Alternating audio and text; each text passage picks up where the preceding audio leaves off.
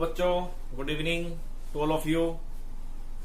तो आज का हमारा टॉपिक रहेगा प्लांट ग्रोथ एंड डेवलपमेंट।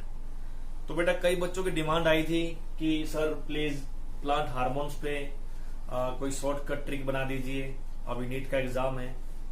तो बेटा उसको देखते हुए मैंने एक ट्रिक बनाई है प्लांट ग्रोथ हार्मोन पे, और उस ट्रिक की हेल्प से आप एक एक हार्मोन्स का फंक्शन बड़े आसानी से याद कर सकते हो।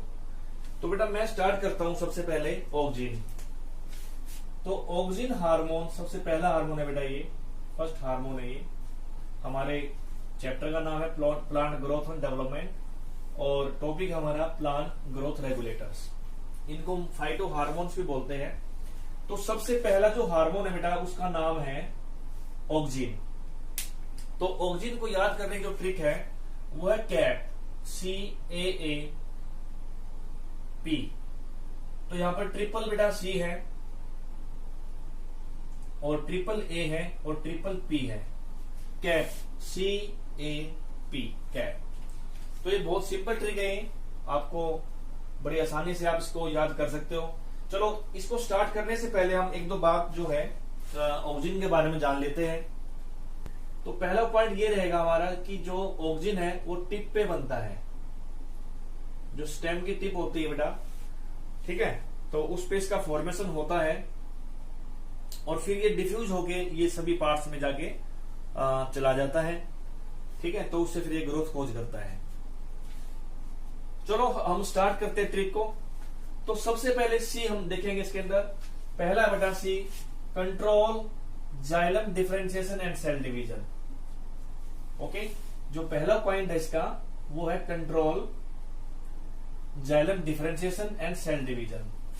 Okay, and the second point is coleoptile tip of oat seedlings. Actual में एक साइंटिस्ट है बेटा हमारे ये FW वेंट। तो इन्होंने सबसे पहले इसको आइसोलेट किया था, कहां से? From coleoptile tip of oat seedlings. तो इसने क्या किया था बेटा, ये first isolated by Went. Okay, अब ये कोलियोप्टाइल टिप ऑफ ओट होती है जई, और व्हाट इज कोलियोप्टाइल टिप? एक होता है कोलियोराइजा, कि एक ऐसी मेम्ब्रेन, एक ऐसा fold which cover the root tip. और अगर स्टेम टिप को हम अगर कवर कर रहे हैं एक फ्लैप की हेल्प से, एक मेम्ब्रेन की हेल्प से, उसको हम बोलते हैं कोलियोप्टाइल। तो उसकी टिप से उसने ये आइसोलेट किया था। अगेन सी बेटा, Charles Darwin, C for Charles Darwin and Francis Darwin. तो ये फादर और सन है ये। तो इन्होंने कैंड्री ग्रास पे काम किया और सबसे पहले इसको डिस्कवर किया। First discovered auxin hormone by Charles Darwin and Francis Darwin. तो कैंड्री ग्रास पे इन्होंने काम किया बेटा। तो ये कैंड्री ग्रास है ये, ठीक है। तो लाइट बेटा ऐसे इसकी टिप पे गिरती है, तो इसकी टिप पे लाइट गिरती है, तो लाइट की हेल्प से ये इसकी तरफ ये बैंड हो जाता है इस तरीके से। ओके, तो ये इसकी तरफ ये बैंड हो जाता है क्योंकि इसकी टिप पे क्या बनता है, यहां पर ये यहां पर बनता है ऑक्सिन। तो ऑक्सिन यहां पर बनता है, तो ऑक्सिन बनने से फिर वो नीचे की तरफ डिफ्यूज होता है और ग्रोथ हो जाती है। ओके, अगर मैं कहूं इसकी टिप को मैं कट कर दूं यहां से with the help of scissor, इसको मैंने कट कर दिया इसकी टिप को, और लाइट आती है तो फिर ये बैंड नहीं करेगा, क्योंकि ना इसकी टिप के ऊपर ऑक्सिन बनेगा और ना ऑक्सिन, जब ऑक्सिन नहीं बनेगा तो उसकी टिप जो है वो बैंड नहीं करेगी, ठीक है। तो कैंड्री ग्रास पे इन्होंने काम किया, फेलेरिस इसको हम बोलते हैं साइंटिफिक लैंग्वेज में। फिर उसके बाद आता है बेटा कैप A। तो A फॉर एग्रीकल्चर, ठीक है। और एग्रीकल्चर से बेटा आ गया हॉर्टिकल्चर। तो एग्रीकल्चर में इसका बहुत बड़ा बहुत इंपोर्टेंस है। तो वो क्या है? एग्रीकल्चर में हम यूज करते हैं इसको एज ए हर्बिसाइड। तो वो कौन सा ऑक्सिन है जो काम आता है एज ए हर्बिसाइड? वो है 2,4-D, डाइक्लोरोफिनॉक्सी एसिटिक एसिड होता है ये। और ये बेटा किल करता है ये किसको? किल हार्ब्स, किल हर्ब्स। और कौन सी हर्ब्स? मोस्टली बेटा ये कौन सी हर्ब किल करता है? ये mostly dicots, mostly dicots, not monocots.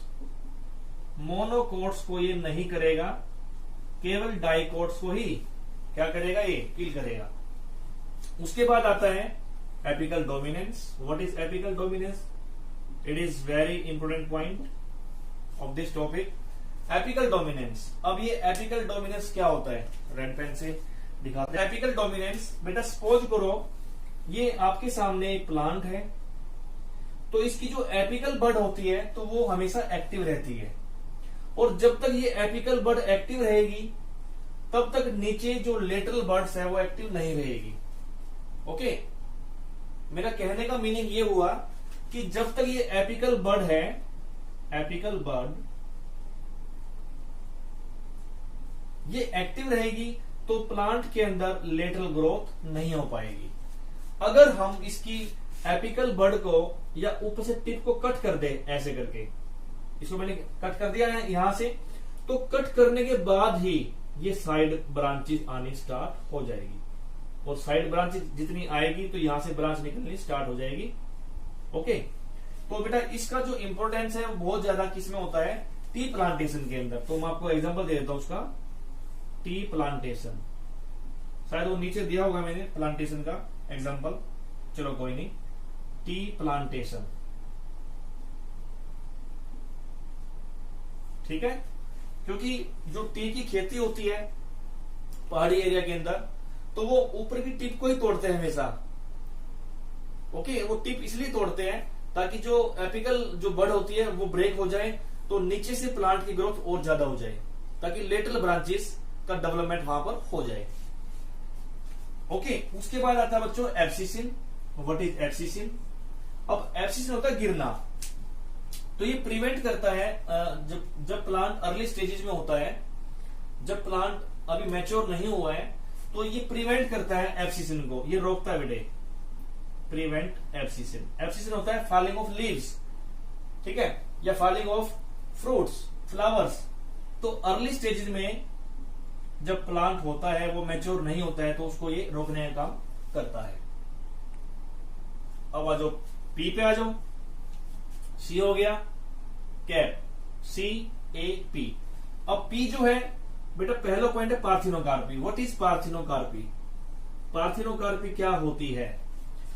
It is a development of ovary directly into fruit without act of fertilisation. इसको हम बोलते हैं पार्थिनोकार्पी।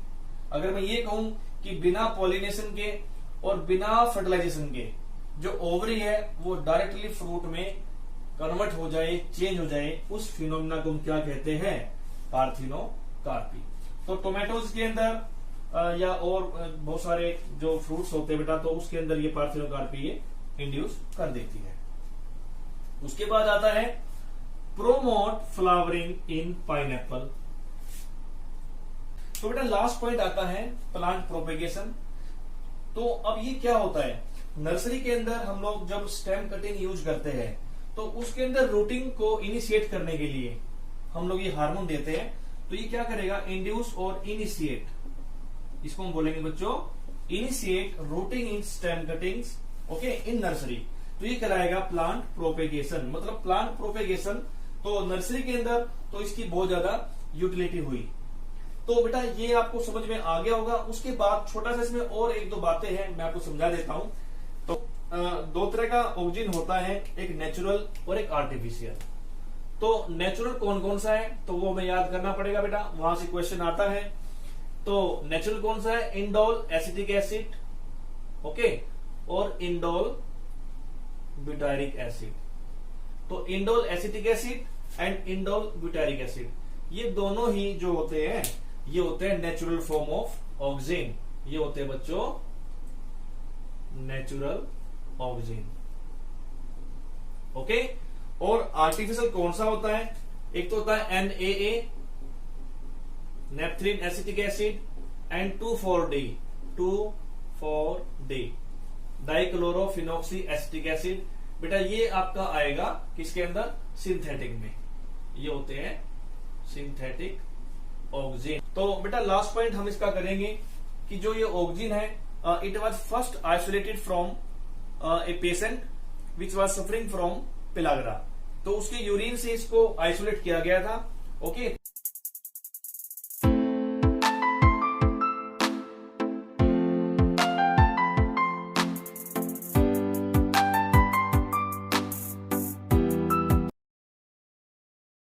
तो प्यारे बच्चों अब हम स्टार्ट करेंगे साइटोकाइनिन।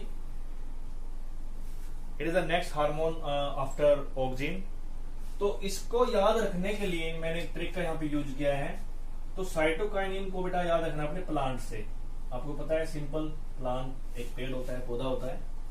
तो P for it promote nutrient mobilisation. Means इसका मीनिंग क्या हुआ बेटा कि पूरे प्लांट के अंदर ये न्यूट्रिएंट्स को मोबिलाइज करने में हेल्प करता है। तो उससे क्या होगा, it delay senescence in leaves. तो वो जो लीफ का गिरना होता है वो कम हो जाएगा। उसके बाद है लेटरल ग्रोथ। बेटा सेकंड पॉइंट देखो समझने का, ये lateral growth, lateral shoot growth, adventitious shoot formation. तो एक एक को हम समझते हैं पहले क्या होगा। तो साइटोकाइनिन का जो मीनिंग होता है वो क्या होता है, it helps in cell division. ये हेल्प करता है बेटे सेल डिवीजन में, साइटोकाइनेसिस।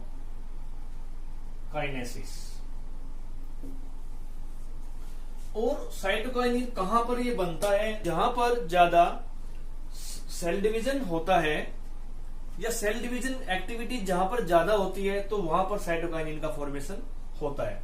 जैसे मैं ये कहूं कि रूट टिप, तो रूट टिप के ऊपर मेरिस्टेमेटिक सेल्स होती है और वहां पर सेल डिवीजन जो एक्टिविटी होती है बहुत फास्ट होती है।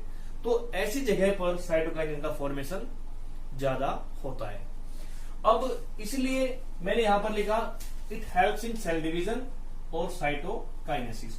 और इसके साथ साथ में मैंने एक बात और बोली है कि जहां पर ये कहां पर बनेगा बेटा, synthesised where cell division occurs, okay, like root tip। तो ये वहां पर ज्यादा इसका फॉर्मेशन होता है रूट टिप।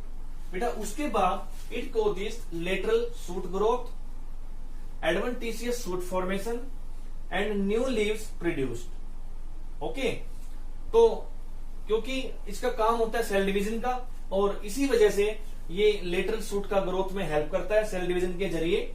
और it also causes formation of new leaves. एक और इसका फंक्शन है बेटा, चलो उससे पहले ये मॉडिफाइड फॉर्म है एडेनिन की। ओके, एडेनिन जो होता है एडेनिन, थाइमिन, तो ये प्यूरिन्स है, तो उसी की मॉडिफाइड फॉर्म होती है साइटोकाइनिन। तो उसका एक फंक्शन आपको मैं और बताता हूं, इट ओवरकम एपिकल डोमिनेंस। तो बेटा ए से यहां पर मैं लिख देता हूं एपिकल डोमिनेंस, तो ये उसको भी कम करता है एपिकल डोमिनेंस को। तो it overcome apical dominance. Last point अब हम करेंगे बेटा, ये हेल्प करता है टिश्यू कल्चर के अंदर, जिसको हम पूरा बोलते हैं plant tissue culture. Plant tissue culture, ठीक है, क्योंकि इसका काम क्या होता है प्लांट टिश्यू कल्चर के अंदर बेटा, ये हेल्प करेगा वही सेम सेल डिवीजन में। तो इसके बाद अब हम करेंगे इसकी डिस्कवरी। तो ये कैसे हुई थी तो देखते हैं।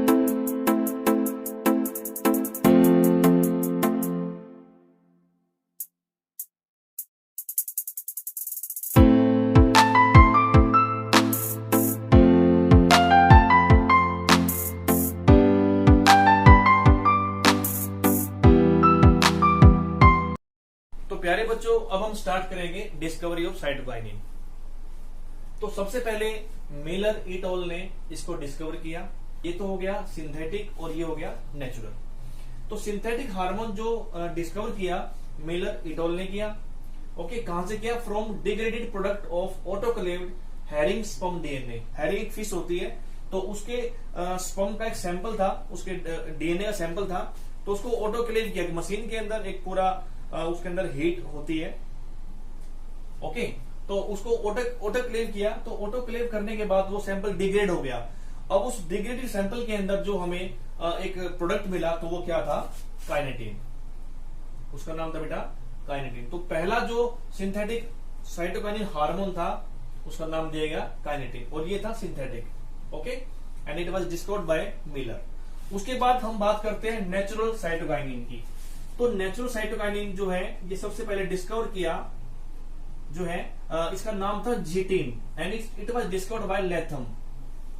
बेटा साइंटिस्ट थे लेथम, तो लेथम ने इसको डिस्कवर किया, और कहां से किया, from unripe maize grains, okay, and coconut milk. तो इस प्रकार इसकी डिस्कवरी हुई, इस तरीके से इसको डिस्कवर किया गया। ओके बच्चों, थैंक यू वेरी मच।